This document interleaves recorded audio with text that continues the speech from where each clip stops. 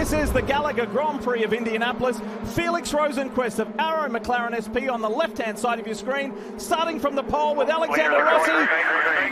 Let's go racing at the Brickyard. Picture perfect start, 2 wide all the way down, but now 4 wide into turn 1. Who's that? McLaughlin. Joseph Newgarden sending it up the inside. And Lundgaard in that red and white car on the inside. He's come from 6th to 4th. Oh, Spinner. Pato Award, one of the championship contenders. Marcus Ericsson getting through there. Sounds like he may have stalled the car. I got hit and I stalled. Sounds like he got hit from behind and he stalled. They're still going 2 by through the chicane. Tough to get through there, Dale. Ready to go. And here we go. And there you see push to pass seconds remaining. It's been Colton Herta, the third place car. That black and yellow Gainbridge car has been on the button a lot so far. Almost 25% of his total usage. They get 200 seconds for the races. Rossi goes to the inside. And blows it. Runs a little wide. Alexander Rossi. Good job, buddy. And here on the outside comes his teammate Colton Herta. Up to second. It went from bad to worse as he stalled leaving pit lane, and here we go. McLaughlin now on those alternates, going by our pole sitter, Felix Rosenquist, into turn 1. Tell you what, this guy is on the move. McLaughlin is on a mission. He was frustrated yesterday. He was a little bit kind of bemused and confused as to why he couldn't find the speed in qualifying, but boy, he's got the race pace. And the leader is in. Scott McLaughlin stayed out long. This is going to be his primary run. This is the less preferred tire. It's more durable, but not nearly as fast. McLaughlin is back out, but that was a strong stint. Oh, look out. Trouble for a multi-time winner here, Simon Pagenaud. And they're out of fuel, guys. They just came on the radio and said, we're going to run out of fuel. You got to save. They didn't make it. Oh, no. The green flag is out. Dust is flying, and Colton Herta with a monster jump on his teammate Rossi. Drama's here for Colton Herta. What's happened to the Gainbridge Honda? Oh, no. The race leader. We saw that bodywork damage from the contact with Will Power on lap 1. Can you keep going? Can you keep going? A couple of really interesting things happening. Big hit there. He did hit the curb awfully hard. He sure did. I wonder, that seemed very timely. Hate going on through the field. This is Connor Daly going to the outside of turn 12, making the long way around. This looks a lot like Grosjean and Rossi at Mid-Ohio. DeFrancesco on the inside. Here he is, leaders in. Need a money stop here. They've talked about how their pit crew needs to be perfect here today. They're going to need it again. Used reds going on for Rossi here, trying to win for the first time in 49 races, Kevin. Gap's gone from 3.5 seconds down to 2.3, back out to over 4. What's going on there in the left rear? Alexander Rossi ends a 3-year drought and is an IndyCar race winner again. The first time at the Brickyard on the road course. He's won on the big track at the big race, the Indianapolis 500. Rossi is now a winner on the Brickyard road course. You don't see him going crazy in the cockpit. What I see is exhale. Relief. Great job, boys. Great job. And here he is, finally a winner again in the NTT IndyCar Series. Watch the Big Machine Music City Grand Prix Sunday, August 7th at 3 p.m. on NBC.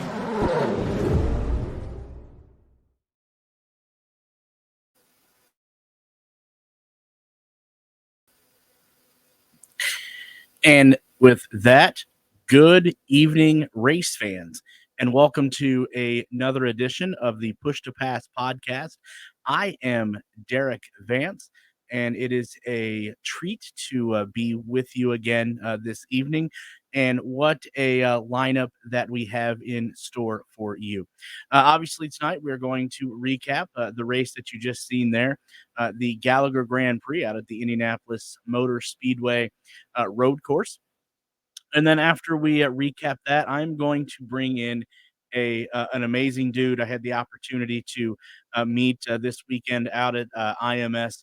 He is part of the INDYBOYS podcast. We've had Justin on before, but tonight Tristan Griner is going to be joining us to discuss, why he got into journalism, why he's gotten into IndyCar and other forms of racing, and then give his recap on what he's seen this past weekend out at the Indianapolis Motor Speedway road course, and then previewing the Big Machine Music City Grand Prix in the streets of Nashville this weekend. And then also, too, I will give you a little bit of preview as well of that race, the Big Machine Music City Grand Prix in the street course there in downtown Nashville, which, by the way, Push to Pass podcast is going to be covering that race in its entirety from tomorrow to Sunday. So pay attention to the Push to Pass podcast social media, which you see down below on the screen for all race updates. And then right before we get on out of here, we get some news and notes, and then Mike from BetIndy, as always, is going to join us to talk a little bit on the betting side. Not only at the Indianapolis Motor Speedway road course last weekend, but looking ahead to the Big Machine Music City Grand Prix in the streets of Nashville. But before we get to that, we do need to recap last weekend's race at the IMS road course. As I mentioned, the Gallagher Grand Prix. So let's get into that, and what a race that we had out there last weekend. Alexander Rossi being able to snap his 49 race winless streak to capture the P1 at the Gallagher Grand Prix, again at the Indianapolis Motor Speedway road course. Rossi won on the road course on Saturday, where he actually won, if you think back to 2016, in his victory in the 100th running of the Indianapolis 500, which, if you remember, jump-started his American motorsport career. Think back, Alexander Rossi's last victory, if you believe this or not, was at Road America in the 10th race of the 2019 season. Yes, 2019. The driver of the number 27 Napa Auto Nation Andretti Autosport Honda was in contention for a podium from the outset of the race, where, if you remember correctly, he started in P2. And then he ran, obviously, behind pole sitter Felix Rosenquist of the number 7 Arrow McLaren SP Chevrolet. And also during the race as well, he ran behind or in second place for the race as well, teammate Colton Herta of the number 26 Gamebridge Honda at the halfway point of the 85 lap race on the at the Indianapolis Motor Speedway road course. That is where Rossi took control of the race and didn't look back. Quote, "It was a relief," Rossi sighed on the victory podium. "There's been support for me for so long.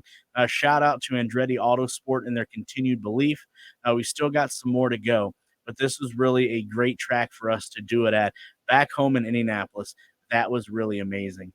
The long slump led him to seek a fresh start, and the California native will leave Andretti Autosport, if you remember, at the end of the season, his 7th season, to drive next year for Arrow McLaren SP. It was Michael Andretti who gave Alexander Rossi a shot in IndyCar when he was washed out of Formula One and returned to the United States, seeking to continue his career. Rossi's surprise victory as a rookie in the celebrated 100th Indianapolis 500 made him an instant star and earned him loyal sponsorship that has weathered this long drought. Some of his issues in the last 3 seasons have been team-inflicted errors, mechanical failures, and a full Andretti team meltdown, if you remember correctly, earlier this month at Mid-Ohio. But Saturday was hardly a perfect day for the organization. Colton Herta controlled the early part of the race, but slowed from the lead right before the halfway mark. Bounding over the infield curbs, Herta's lead turned into a finish of P24 on lap 42 as he reported problems with his transmission. Quote, "There's no gears," Herta said as he crawled to a stop at the end of entry to pit lane. Quote, "Nothing I can do," he radioed as he continued to cruise his unpowered Honda back to pit lane. He later walked alone down pit road back to the paddock as the race continued without him. Quote, "Man, this is sad," Herta tweeted. "We showed what we can do. We'll just have to keep going to try to win again." With Herta out of the frame, Rossi ran away with the race, earning his 8th career NTT IndyCar Series win with ease in a relatively straightforward day, ending with rookie Christian Lundgaard, who we will hear from later in the show, finishing a distant 3.5 seconds behind the number 30, Ray Hall Letterman Lanigan Racing Honda, to compete a 1-2 for the Japanese manufacturer. Rossi, after the race, sympathized with teammate Colton Herta. Quote, "I do feel for Colton, I do, but I'm thankful something finally came our way," Rossi said. "I think Colton was definitely strong, and we have much of the same race car, and that battle would have been interesting, but it was the 27th turn, and that is awesome." Meanwhile, Andretti rookie Delvin DeFrancesca drew the ire, if you caught this on the radio, of Connor Daly as tempers flared when DeFrancesca ran Daly off the track. Quote, "Delvin needs to be kicked out of this racing series. He is an idiot," end quote, Daly screamed over the radio.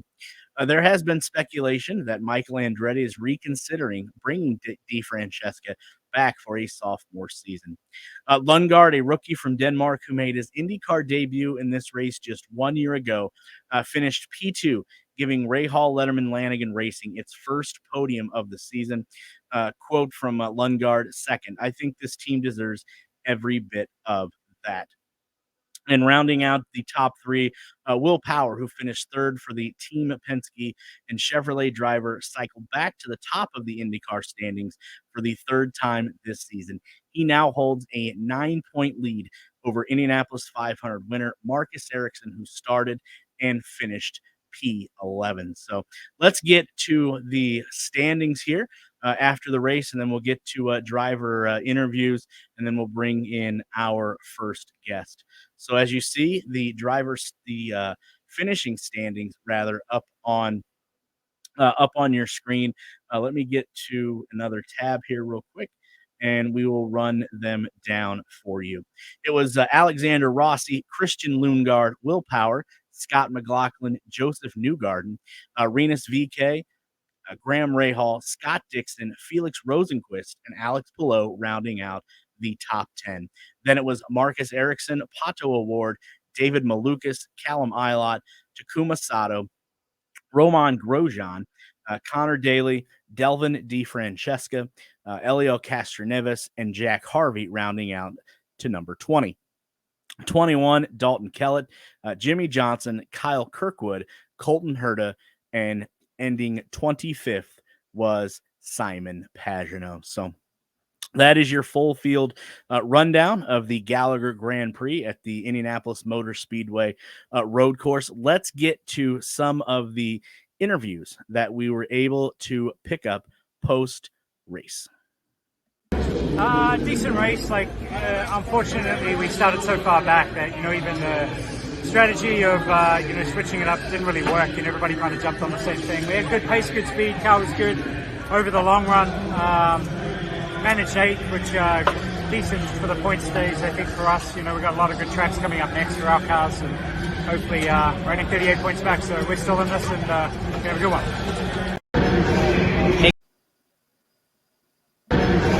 Hey guys, Tristan here at Indy Road Course. It was a tough day today. Started 7th, had some issues at the start,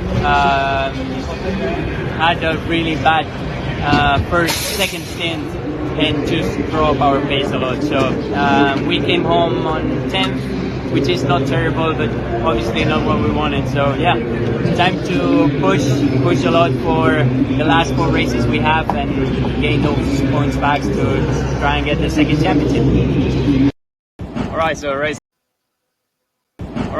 day here at Indianapolis. I think we used a bad time at limitation after what happened yesterday and starting 25th, finishing 11th. I think that's a good day. We we were strong out there. We had a good strategy going very long on that first stint, and that I think was going to play out really well for us for the second half of the race.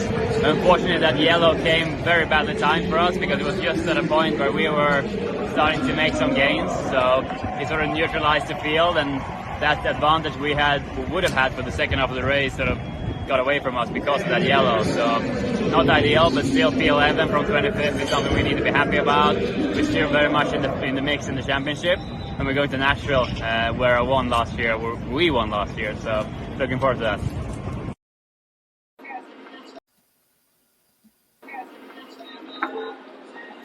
All right, everybody, we just finished the race here at INDYGP, and unfortunately this weekend is kind of just unfortunate event after unfortunate event. I mean, in practice we had some damper issues, in qualifying we had some brake issues, and now in the race we ended up getting punted on the early laps, and then just some unlucky yellows. So unfortunately we just can't really seem to get just luck the whole way through of a race, but throughout all of it we went all the way back to 18th, and we worked our way back up into the 13th position. So basically from where we started, we only lost 2 positions. It's just I think we could have been going forward. I think we had a much better car. We ended up having a break. Well, it was my fault. I was pushing really hard trying to get around people, and I locked up the front right. Yeah, I mean, it was so much vibration. It was quite funny. If anybody listened on the radio, it's definitely some comedy over there. But all in all, I think with all the unfortunate things that happened this weekend, I think we did a pretty good job to overcome it. So I'll see you guys at Nashville. Huge thank you to those fellow drivers there that were able to lend a minute or so to get a comment, get a remarks there after the race on Saturday. So before we get to our first guest of the evening, let's take a look at the current point standings here, as we are about a handful of races left here in the 2022 NTT IndyCar Series. As you see the point standings there on your screen, Will Power with 431 points. And then it's Marcus Ericsson, Joseph Newgarden, Scott Dixon, Pato Award, Alex Palou, Scott McLaughlin, Felix Rosenquist, Alexander Rossi, and Colton Herta round out the top 10. Then it's Rinus VK, Graham Rahal, Simon Pagino, Roman Grosjean, Christian Lundgaard, who finished second this weekend, Connor Daly, David Malukas, who you just heard from there, Elio Castroneves, Takuma Sato, and Callum Ilott round out 11 through 20. Then it's Jimmy Johnson, Jack Harvey, Delvin DeFrancesca, Kyle Kirkwood, Dalton Kellett round out 21 through 25. So good points race for a lot of drivers, and not so point race obviously for some drivers as well. And like I said, I do see that our first guest of the evening is here joining us. So let me bring this individual in, and we will have a little bit of a chat here. As you see, and as I talked about at the beginning of the show, privileged and honored to be joined by now 2/3 of the INDYBOYS podcast, which I know people check out on a daily basis. If they don't, shame on them. But Christian Greider is joining us, and Tristan, first and foremost, let me say thank you for taking a little bit of time on short notice to carve some time out of your busy schedule, which I know that you have and you carry, to join us here on Push to Pass. Yeah, it's an honor. Appreciate that I get to come on here. I've listened to you for a little bit. Ever since Jay was on the show, I've tried to make sure to tune in since. So, I'm excited to be here. Oh, see, the check's in the mail for sure. But first and foremost, before we get into anything a little bit, can you give our audience a little bit of background on you? And again, if they don't follow you on social media, shame on them, because you are a great follow indeed. But give us a little bit of background and why what got you into journalism, and specifically what got you into covering open wheel sports. Yeah, so name is Tristan Greider. I'm 21 years old. I've been watching motorsports pretty much my entire life. My first race I remember tuning into was I believe it was Dover 2004. And there was a NASCAR race, and I picked my favorite driver because he was leading, and it was Casey Kane. So ever since then, I've kind of been a NASCAR, IndyCar diehard growing up in Indianapolis. It's all around you. My father was a massive IndyCar fan, so kind of had to be part of that. And then became more of a fan of other auto sports such as sports cars, super trucks, and F1 a little bit later in my life. So yeah, I started covering auto sports because I actually had a class that I had to do a project for, and my professor asked me if I wanted to do a racing podcast, and I was like, yes, of course, I would love to do that. And so I contacted my high school buddy Daniel, and he told me about his friend Jay. And we all three decided we were going to start the Indy Boys Racing Podcast in January of this year. And 7 months in, it's going pretty strong. We're going to release our 30th episode tomorrow night at 7 p.m. Eastern on Thursday. Just got back from IMS on the road course. Ran into Derik a couple times around there. We watched the end of the NASCAR race together. But yeah, overall, that's pretty much it. You can follow me on my Twitter at Tristan Grider _ Instagram, the exact same handle, and Indy Boys Podcast at Indy Boys Podcast. So yeah. There you go. Yeah, I did see that you guys did put out a tweet here within the hour, talking about how you guys, how you formed this podcast that has ultimately taken off, as you can see by your subscribers and such. But talk a little bit about, we'll talk more about previewing Nashville this weekend and recapping the road course race out at IMS. But interesting caveat, if people don't know, talk about the connections that all three of you have made to the drivers since you formed this amazing podcast that you guys do. So pretty much, basically, when we were starting the show, we wanted to do it our way. That's always what we've tried to do. We've not tried to copy people. We don't want to have another sports show. We wanted to do it our way. And that is why we've been able to get some of the connections that we have.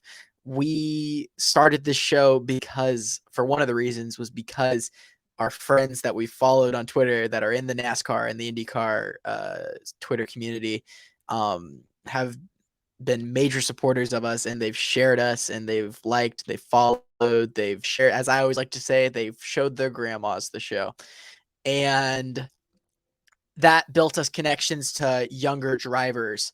The most popular, I would say, would be IndyCar rookie David Malukas. We've known him ever since he was back in lights.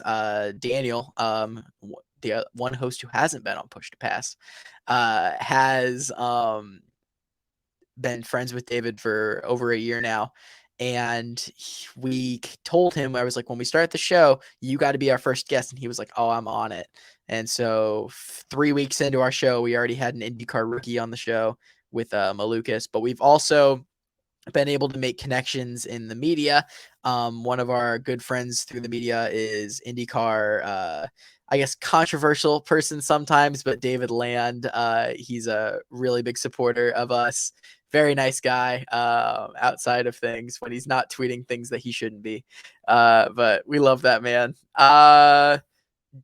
Darian Gilliam with Black Flags Matter covers a lot of NASCAR stuff. Big supporter of us. Has actually been on our show before. So that was a cool one. And I feel like the main one, the biggest one, is actually my good friend, Dalton Kellett, driver of the 4 for AJ Foyt Racing.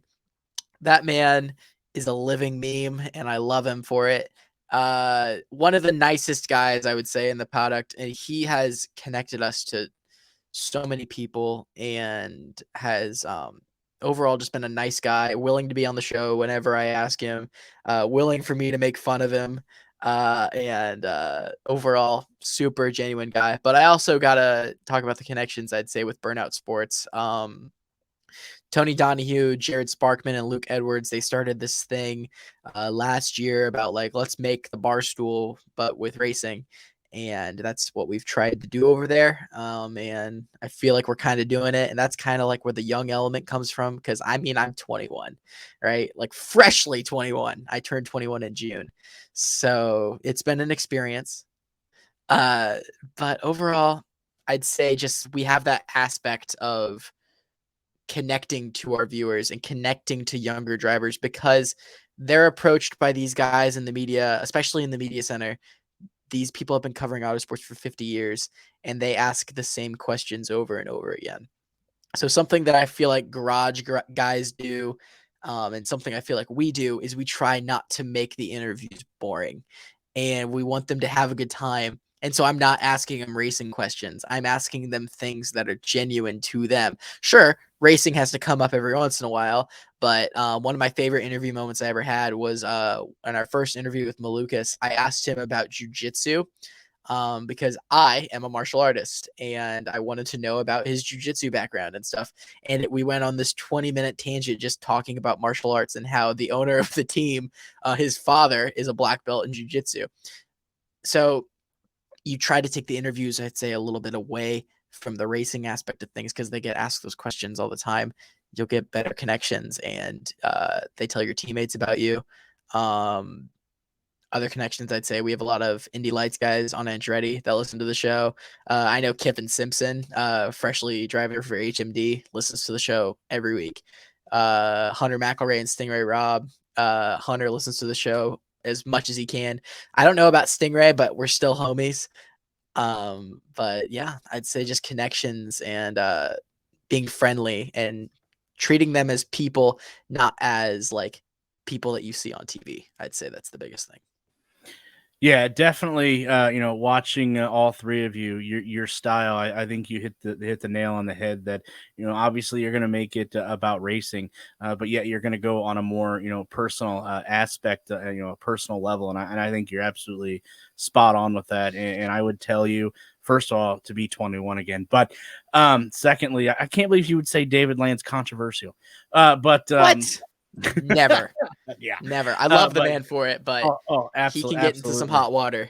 But you know what though? If you're not in hot water, you're not doing your job. So, but yeah, your style, all three of your styles together, watching you guys, that's one of my racing shows that I watch on a weekly basis after finding you guys, and you guys have definitely found your niche, and definitely my advice to you, and you don't need it.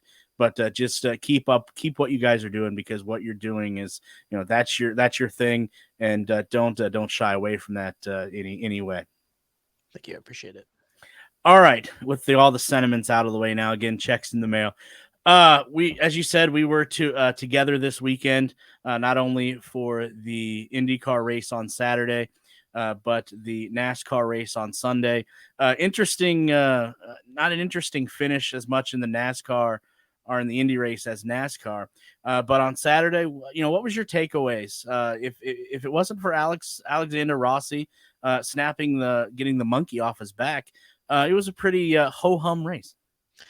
I feel like we've been saying it all season on our show, at least, that there hasn't been a mid IndyCar race this whole season. I feel like this was the one that it's like, if you tuned in this week, you might not tune in next week. Definitely a race for the fans, I would say. If you're already a fan of IndyCar, you know this was coming. Indy road courses never really put up the most extravagant, I would say, IndyCar races, excluding May. That was just a hell fest, I guess, in May with the rain. But I would say that definitely a little bit of a snoozer, I would say. Lots of action, I would say, deeper in the pack, not as much up front, but without the Rossi win, it would definitely have been like a rated lower for me. But since Alexander Rossi won his first race in 3 years, you have to. And fun fact, I've actually now seen Alexander Rossi's first win with Andretti, and I don't want to say his last win, but most likely his last win with Andretti. Wow, look at that. Look at you. Yeah, it was, not as exciting, I think, as what the other races have been this year. I don't, outside of maybe, this one just being, a little lackluster. And I know you guys have touched on this too. There hasn't been a race that we were like, that we've watched that we walk away going, you know what?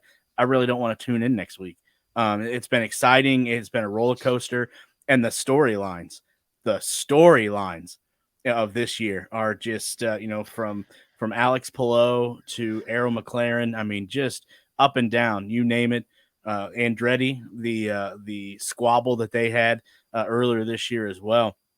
But congratulations, Alexander Rossi. You want to talk about a guy that he's been on the doorstep this year so many times, and it's been one thing after another. It was finally nice to see him put a complete race together. But then we find out later or earlier today that IndyCar may have found an empty water bottle that forced his car to be a little bit underweight. Yeah, a little crazy. Was kind of surprised by that one. They docked him 25 points. Not gonna go full Denny Hamlin on him. Not gonna take the win away, but was definitely a surprising notification from that. But I don't know, just was very surprised. You don't really see that very often in IndyCar. I mean, they normally say if you're not cheating, you're not trying, but you don't normally see that in IndyCar. So yeah, they took 25 points away. They're probably going to fine him $25,000. They normally do points with money. So yeah, but as long as they're not taking the win away from him, I don't think they can take the win away from him. It's Wednesday as we're filming this, and he won over half a week ago. So it would be crazy to see if that would happen. That would be absolutely crazy. You're right there to see that. Speaking of IndyCar, NASCAR, are you a fan of the double weekends here? And would you like to see more of them? And I know a lot of people aren't happy with NASCAR running the road course, and they would go back to the oval. If you were Doug Bowles, how would you handle this? Well, you see, if I was Doug Bowles, I'm from Indianapolis. I'm just going to say that really quickly. I'm from Indianapolis. I've been to the Brickyard 400 every year since 2008. They've ran the oval from 2000 in my life from 2001 to 2020. And even before that, 1994 to 2020, we were on the Brickyard 400 every single year. The most iconic race I can remember in my life was a Brickyard 400.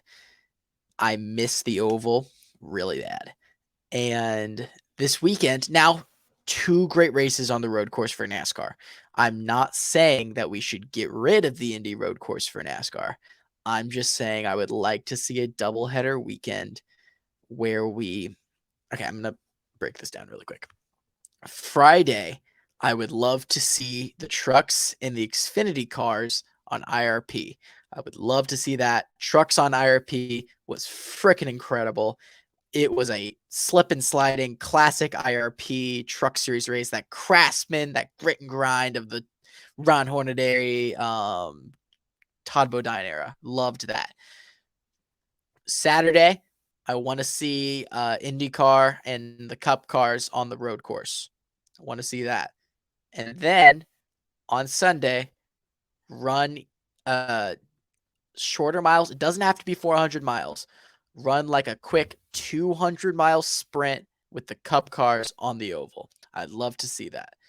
I think that would be amazing. I think that would be nice for the fans. It would make a little bit more extravagant, I would say, because 400 miles on IMS in the Cup cars is pretty much double the time of what the Indy 500 is. So that's my take. I want to see the oval back. I don't want to see 400 miles again. But with this new car, this next-gen car has turned some boring racetracks into absolute bangers. I don't think I've looked forward to Michigan this much until today. I'm so excited for the Cup cars on Michigan. I was not excited for Auto Club this season, and it's my favorite race of the year so far. And I want to see this new car on the oval before it goes away. I just want to see it because this package is too good on these 2-mile racetracks in these ovals that aren't super speedways or short tracks. I just need to see it, and I think it would make some really extravagant and exciting racing. So yes, I want to see the Cup cars back on the oval. Now, the only objection that I have to that is my issue would be, is there enough time in between Saturday and Sunday for construction, for taking away whatever would need to be taken away obstruction-wise to make the oval accessible? That's my only issue. Yeah, I don't know for sure, seeing as last year it took them to remove a curb off of turn 5. So, I don't really know if that's in the plans. I mean, damn, they had Doug Bowles out there sweeping literally last year. He was there. I watched it with my own eyes. And yeah, that's really all I gotta say. Is there time? I don't know, because that Cup race would probably end around like 5, and then you work you have to wait until everyone gets out of the track. So you're probably not starting until 9. It'd have to be a complete overnight thing. You probably won't finish until 5 in the morning, if that. Indy doesn't have lights, so like there's no lights on the Pagoda Bob Pockrass, so don't really know. So then how would you feel? I know the idea is being floated around.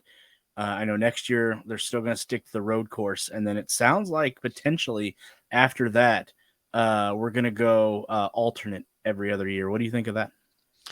I had actually heard until Doug Bowles said that we were doing the road course this weekend that we were going to the oval next year.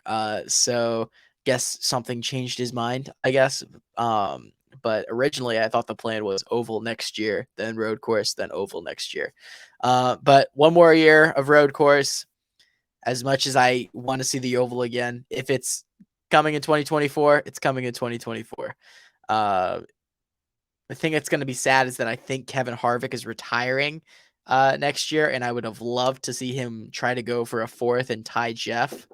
But that's really the only thing. But yeah, looking forward to the oval in 24 if that's the case. I'm looking forward to the road course next year because we've had 2 great races in a row on the IMS road course, with 2 guys getting their second career Cup Series wins, in AJ Allmendinger and Tyler Reddick. So it's getting some young guys or guys that don't win a lot wins in the Cup Series, and I like that. So yeah, works for me. We'll say that now. Chase Elliott's going to win next year. Yeah, can't disagree there. But you said Kevin Harvick could be stepping away.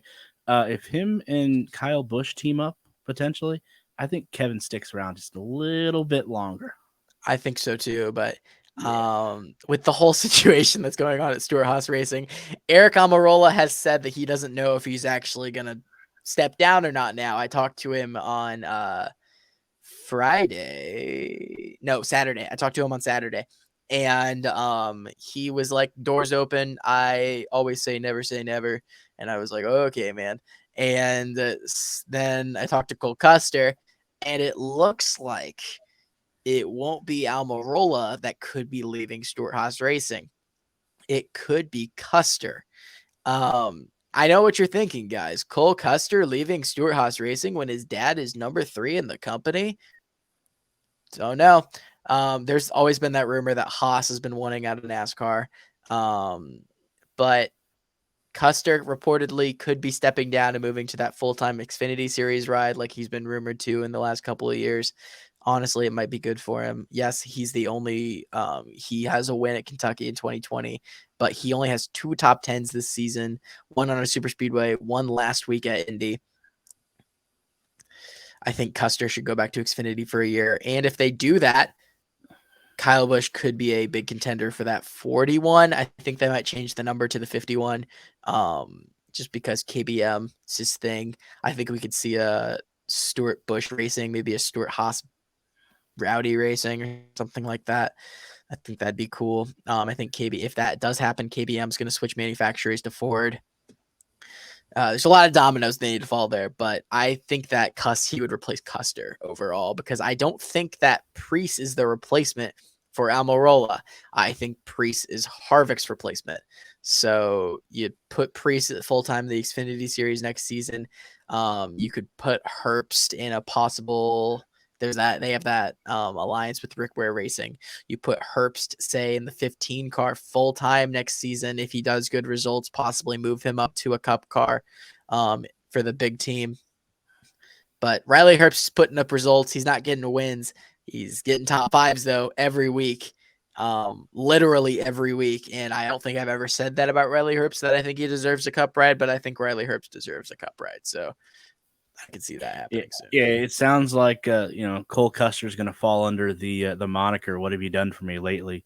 In the same sense that sounds like Devlin D. Francesca could potentially happen in IndyCar as well. But getting back to road courses, particularly street courses, we do have Nashville this weekend, Big Machine Music City Grand Prix. What's your thoughts on that? I know this is only the second year of its existence. What a hell of a first race just 1 year ago. It sounds like the turns are a little bit more wider, so drivers may be facing just a little bit of a different course than they did just 1 year ago. Yeah, I'm really excited for it. One of our first episodes that we actually did for our podcast, I believe it was probably the second episode.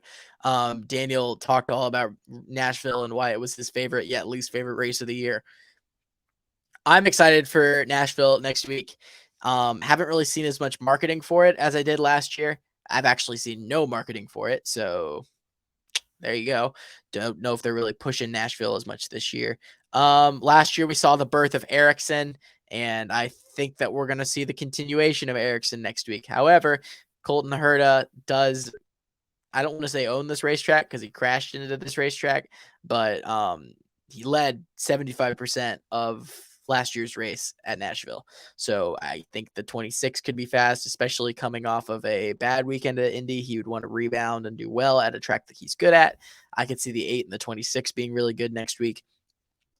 However, this track brought the chaos last year, seeing as I think I saw a car spin into the wall every 5 laps.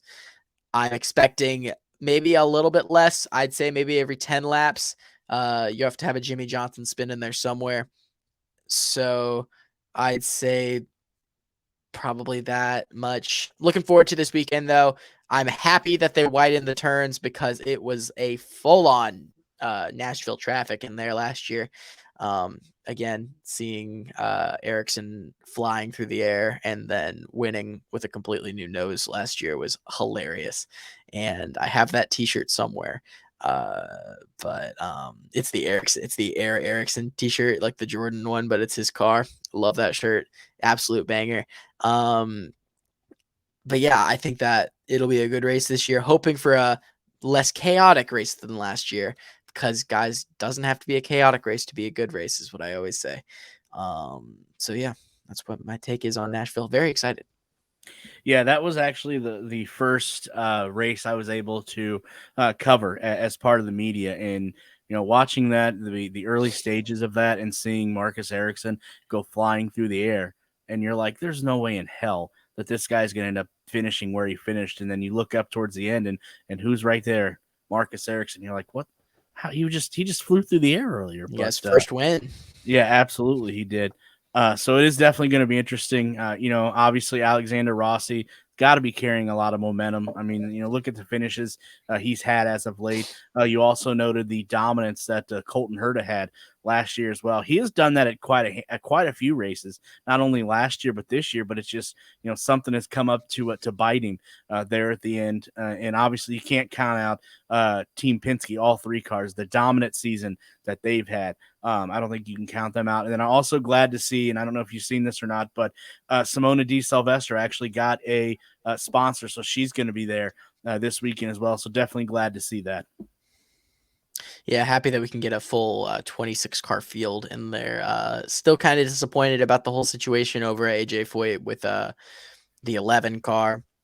Not seeing Tati or seeing JR on the ovals was really interesting. Hopefully they can get that all sorted out. But very happy for that 16 Paretta ECR team. It's going to be cool seeing them out there. Yeah, absolutely, for sure. Glad to see she was able to pick up another sponsor, and interested to see how many of the 5 races I believe that we have left that she is going to be entered in. Tristan, before we get out of here, we got a few minutes left. I know we talked about the project that you and your other two, Daniel and Justin, do. Let's talk about that a little bit more. My favorite segment, I have to say, outside of the ongoing humor that goes through the whole show, I love the your picks towards the end. That you guys, it's interesting because you guys just don't focus on IndyCar. You guys just don't focus on NASCAR. You focus on open wheel racing abroad. And a secret that I haven't told a lot of people, there are like the SRX series. I started watching a little bit of that just because you guys would talk about that and would pick on that. So some of the open wheel stuff that you guys go over, I'm actually taking a peek at. Not that I know 100% what's going on, but it actually piques my interest. Yeah, you're like Ryan Hunter-Reay. I remember you, right? Yes. But yeah, I feel like the whole predictions thing kind of started about halfway through. We would always make picks because at the beginning of the season we made preseason predictions, and we would like kind of like show like who we picked in the preseason. I was like, why don't we just like pick people? And so we started doing that, and then it became a whole thing. It became kind of like a fantasy football sort of thing. So now like whoever wins at the end of the season is going to get us a special reward that we have not actually revealed what it is yet. So you guys are going to have to find out when the final, when the F1 World Championship happens at the end of the season. But yeah, it's been fun. I had a big weekend, guys. Like, you don't understand. I've been behind all season. I've had absolute dirt luck. It's been not fun picking Michael McDowell every week. And I had a good weekend. I got 4 out of a possible 7 points correct. We do a point for each of the races. So if we have Cup, Xfinity, Trucks like we did last week, IndyCar, and then we do 3 points for the podium correctly on the F1 series. So say like Max Verstappen wins like every week. If you pick him, then you get a point. But we also will cover lights. We'll cover F2 sometimes. We'll cover SRX back when that was on. So yeah, it kind of turned into this whole fantasy football aspect. I love it. I know Daniel loves it. He's still in the lead. But yeah, very close race. So if you guys want to tune in a little bit later to the end of the season, we'll see when I'm hoisting my win over everyone. It'll be exciting. But yeah, I'm glad that you like the predictions because it's probably my favorite part of the show as well. Yeah, the only thing that disappoints me is none of you will pick Jimmy Johnson. You'll wave his flag, but you won't pick him. I can't figure that out. You mean this flag? Yes, yeah. Again, Tristan, can you tell people where they can find not only you on social media? If they don't follow you already, shame on them.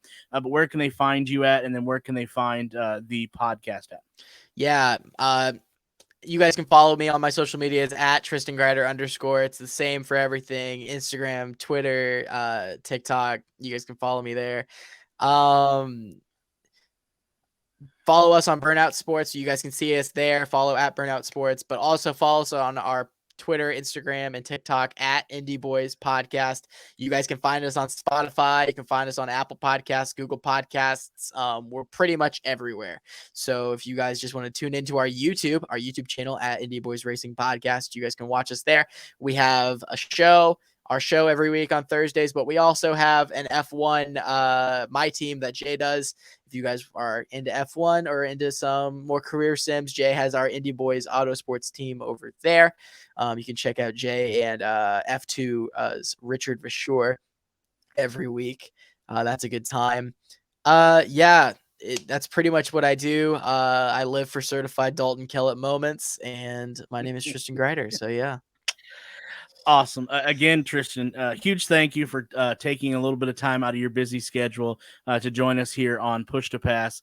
Hopefully we'll be able to catch up again down the road. And as I said earlier, you guys keep up what you're doing. You have found your niche, and don't let anybody tell you any different. No, I appreciate that, Derik. It's been an honor. Fun show. I like it. Yeah, Absolutely. We'll talk again soon. All right. See you, buddy. Yep. Again, go follow him on social media. Go check him and his crew, Daniel and Jay, out on their podcast that they do. They do amazing work, and trust me, you will walk away knowing just a little bit more about auto racing than you did going in. We do have one more segment left, and anybody that has been watching this show from its inception till now knows what that is. It is the man that keeps the money train rolling. Mike from BetIndy. Mike, how are you doing? Good, man. How are you doing? You getting excited to head to Nashville? Actually, absolutely. Headed there tomorrow afternoon. Can't wait. I hope the rain holds off. That's one thing that worries me looking at the weather. But speaking of racing, I know last weekend Alexander Rossi got the big monkey off his back by winning here at the road course. I'm not sure if that helped your pocket out at all, but hopefully it's somebody.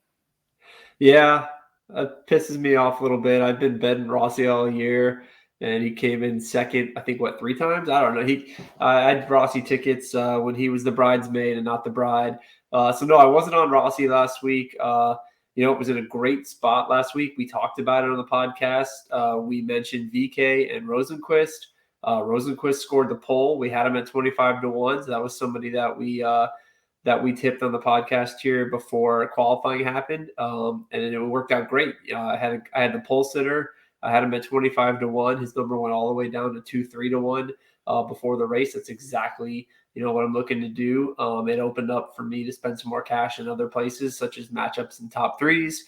So last week actually worked out pretty well because of the matchup bets. The matchup bets in any car, like that's if you're truly trying to make some money. The head-to-head and the matchups offer your best value. It's kind of the best way I can describe it. It's like in Vegas makes all their money. The to win bets are the slot machines, right? You're just pulling slot machines. You're more than likely going to lose more than you win. You're hoping to hit a couple winners per year. We've done we've had a really good year this year, but the head-to-head is the blackjack table. You got much more of a 50-50 shot, against the sports book there. So last week, the head-to-head matchups came out late Sunday. We talked about them on the Spaces on Burnout Bets right before the race, and swept the board on those. Had 4 matchups targeting VK. Was most of those, but a couple others, and those were 4-0. So didn't have Rossi, but got power for a top 3 bet. And ended up sweeping the matchup. So it ended up being a profitable week. Yeah, I can't imagine how frustrating it is to put money on Rossi. He continues to get second, and then the week that you don't put money on him, by God, he comes across first. I can't imagine how frustrating that was on a Saturday afternoon for you. Yeah, I had the Rosenquist money, the 25-1 ticket. I was really pulling for that. That really wasn't much of a sweat. He went backwards right away, and you could tell right away that it was Herta and Rossi were the class of the field up front. So I spent most of my time watching that race, looking at the matchup bets I had, watching VK. I would have loved to see VK get up in the top 3. He was working his way up. Had a couple of issues, but. Yeah, it was a little frustrating for Rossi to do that for me, but hey, that's part of the deal. That's part of gambling. That's part of the reason we didn't bet him is because he just can't seem to win. I was just waiting for him I was waiting for something Rossi to happen to him, and it just it finally didn't. So he might be a guy though. We're taking a peek at this week though.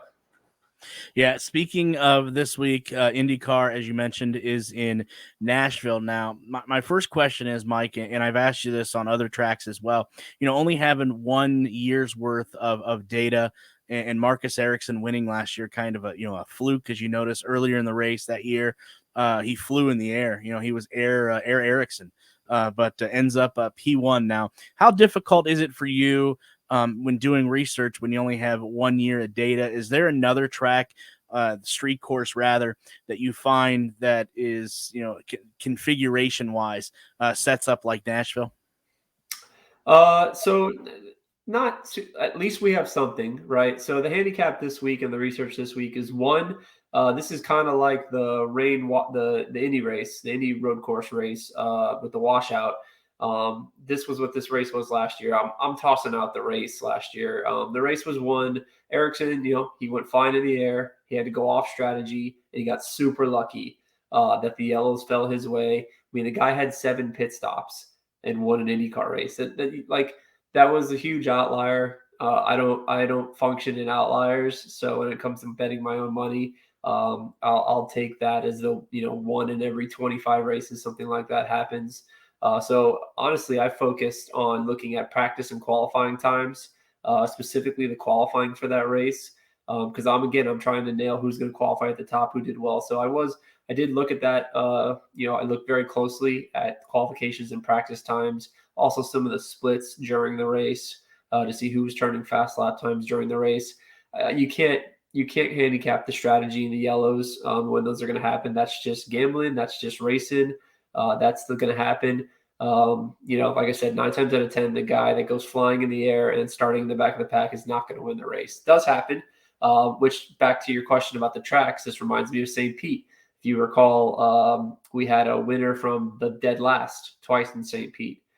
St. Pete's only got 1 or 2 passing zones. Otherwise, it's tight, and these guys are going to be throwing each other in the walls if they try to pass where they shouldn't. So reminds me a little bit of St. Pete. I will look, obviously you look at the other street courses as well as comp courses. But again, this race, this track, it's just like Iowa. And for Iowa, I was staring, not obviously street versus oval, but I was staring at New Garden from the beginning of the year. I had a big stars next time. I'm going to bet New Garden in Iowa worked out swimmingly. Nailed that 4-1 bet. Made a bunch of money in Iowa. Iowa's still the most profitable race I've had all year, right next to the 500. So this is the same thing. I had big stars next to Colton Herta. Herta should have won the race. He put it in he almost beat Ericsson even after all the crazy strategy. He was right there, and then he put it in the wall.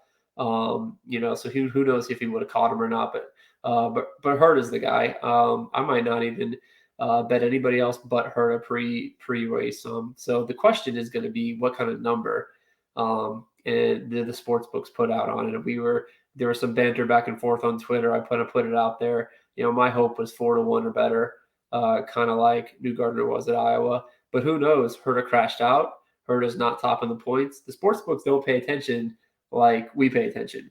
That's our advantage. So now they will get, if they start taking if they put a big number out on Herta, say 7-1, 8-1, people are going to bet that are paying attention, like myself and other people who bet IndyCar, and that number is quickly going to fall. So you're going to have to be quick if they do make a mistake, but they may make a mistake and give us a bigger number. And I think Herta is obviously the class of the field.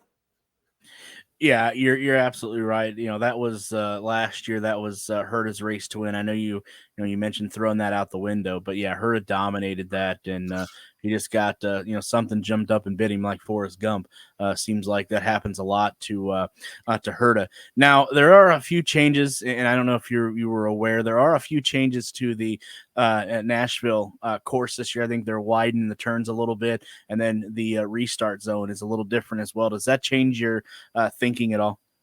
No, might be a couple more passing zones. It might change. Again, like always, we'll keep an eye on the practice times, see if they're similar. I always kind of look at practice times from the year before when they have that first practice and kind of compare and contrast a little bit to see if something's different. I think these guys are turning 114, 115 laps. So maybe if we see that all of a sudden drop dramatically, that may change my thinking. Either maybe putting in a few more bets pre-qualifying.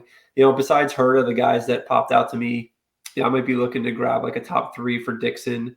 He was strong here. And then I mentioned earlier Rossi. Rossi was pretty quick here last week. He rolled off quick. All the 2 Andretti cars were fast, but Rossi maybe when it rains it pours, or that wind kind of frees him up, and he puts it together for the rest of the year. Who knows? So if Rossi gets put out there at a 10, 11, 12-1, he probably won't because he just won. He may even be lower odds than Herta, depending on what the sports books put out there. We'll see. Probably tomorrow morning, afternoon, when we start to see numbers come out. But It all depends on the number, of course, but Rossi, Dixon, the other two guys next to her, I'll be looking at. But yeah, we'll see if the track changes change anything. I think it just changes maybe the number of cautions we have. We had a lot last year. I think the drivers kind of made that known. It was kind of a trial there. If you look back at the replay, I mean, they were having a hard time. There was no such thing as too wide anywhere, and even that they were having trouble making. Herta had nobody near him when he crashed. Yeah, the only other two drivers that I don't think you mentioned Newgarden, which, as you said, he's almost an automatic, it seems like. But the other two Penske drivers that have had great years as well, would you put a favorite as Will Power and or Scott McLaughlin as well? Yeah, look, I love Penske. They're most prepared team, in my opinion. As we heard, the details matter. Went viral a couple days ago. That was funny. But he's right. That's Penske's strong on road courses. Obviously, I mentioned St. Pete. McLaughlin won there. Detroit will. It'll